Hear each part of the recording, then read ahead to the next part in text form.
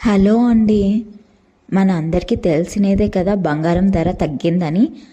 అయితే మనం బంగారం ధర తగ్గింది కదా అని బంగారం కొనాలి కదా. మరి ఎలా కొంటారు? చేతిలో చెల్లి గవ్వకు డబ్బులు లేకుంటే అప్పు చేసి కొంటారా? అప్పు చేసి కొనడం వల్ల మనకు వచ్చే లాభం ఏంటి? మనకు వడ్డీ ఎంత పడుతుంది? మరి ఇవన్నీ చూసుకోవాలి కదా. మరి అప్పు లేకోకుండా మన చేతిలో చిల్లి గవ్వ డబ్బులు లేకుండా బంగారం ఎలా కొనొచ్చు? ఈ వీడియో ఫుల్గా యూట్యూబ్ ఛానల్ అవైలబుల్లో ఉంది, చూసేయండి, మీకే అర్థమవుతుంది.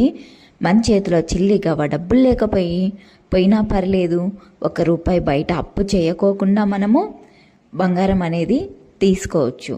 అంతేకాని లాలం దొరికిందని గుర్రం కొన్నట్టు కాదు కదా. మనము ఆచితూచి అడుగు వేయాలి. మనం అప్పులు చేసుకుంటూ వెళ్తే మనం ఎంత బంగారం కొన్నా కూడా మన జీవితాంతం సరిపోదు అప్పులు తీరవడానికి.